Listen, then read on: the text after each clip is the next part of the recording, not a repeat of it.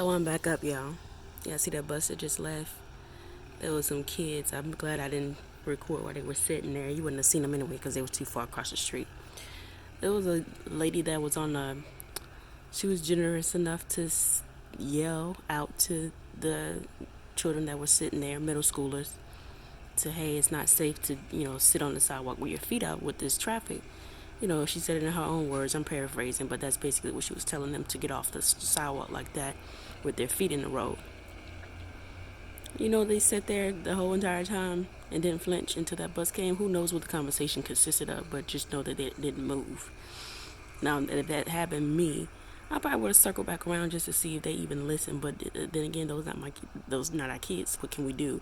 But the fact that some parent or adult was probably wasn't even a parent, but she was considered enough to say, "Hey, kids, that's not safe." Their parents not there to tell them, and I love to see that. I love to see that, the fact that an adult actually did that, because I would want the same thing done for my child when I'm not present. Then I got to thinking, I was like, well, my child would have listened if that was them, because my daughter was going to that bus stop at one point, and a lot of stuff happened, including the bus getting her lost and having her in the back of a neighborhood, and that's when I gave in and gave them a cell phone. Did I want to? No. But that's a whole nother video. If I ever make that, I got a lot of videos. Y'all would be surprised. So I guess I said all that to say this is like, are we teaching our children to listen to other authorities when they're saying something correct, right, and that's actually something that could change their life? I always tell my kids, and y'all can borrow this, I always tell my kids, listening will save your life one day. I want to tell them, I tell myself as well, because I'm still working on my listening skills. But I always remind them, if they're not telling you to jump off no cliff, you shouldn't be all bent up and out of shape with your face twisted. Get it right, people. Teach your children how to listen, because a very bad situation could have happened, and they have to get dropped off at that bus stop, rain, snow, sleet, all that. And the bus used to actually come around inside our neighborhood and drop them off, but they had to stick to it, and I get it. They had to stick to it, go through the neighborhood, and still drop them off at that one spot. So they had to run across that busy street, and it gets worse in the afternoon.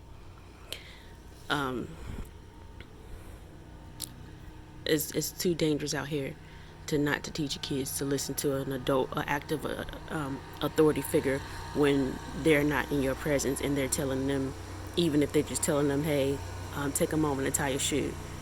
Just watch your surroundings. If they tell you to tie your suit, you say, use your manners, and you make sure you tuck that sucker in while you walking to where you going. Stay with your group and get somewhere and get that shoe tied. It's just a matter of obedience. I ain't even getting ready to say all that, but it just really had me thinking. I wish my kids would, if somebody tell them to do something that's going to save their life, or just even something that an adult tell you to do that's not harmful to yourself, but is actually keeping you out of harm's way. But I'm going to leave it at that. But happy Tuesday. I pray everything is well. I stayed up all night doing unnecessary things because I couldn't sleep, because I drank coffee because I went out of town, and then I thought I was going to be able to go right back to sleep when I got back in town. No, it didn't happen. I didn't burn enough energy, and I don't drink coffee on a regular basis. I just needed to get on that highway. But other than that, yeah, all is well. Look at this beautiful, blessed day God has blessed us with, and I didn't even deserve it. Because when I was stuck up all night watching YouTube shorts, I could have opened up my Bible. I could have prayed. I could have, worked out and prayed, burnt some energy and prayed, worshipped. I chose a lazy route. So I'm still working on it too. I'm going to be 38 in October, but by the grace of God, I'm still working on me. And he gives us another day of mercy and grace. So with that, I'm going to be grateful, and I'm not going to complain about what didn't happen yesterday, what didn't take place yesterday, or what did take place yesterday. I'm just going to take this day and thank the Holy Spirit, thank God, thank Jesus the Father, and keep it moving, and pray that no weapon formed against me on this day shall prosper. And I'm walking in my authority and my peace and my blessings, and I can help someone else out today, because there are a lot of people going through a lot of things right now. But you got to be able to discern who's the vipers and who's trying to just suck everything out of you, and who actually needs help, and you can help them to your reachable ability. But here I go again, going off on a different subject. But I just want y'all to be blessed and know that God is love, God is with you, and you can do all things through Christ who strengthens you. So, on that note, take care, stay strong, prepare your children, and teach them how to listen.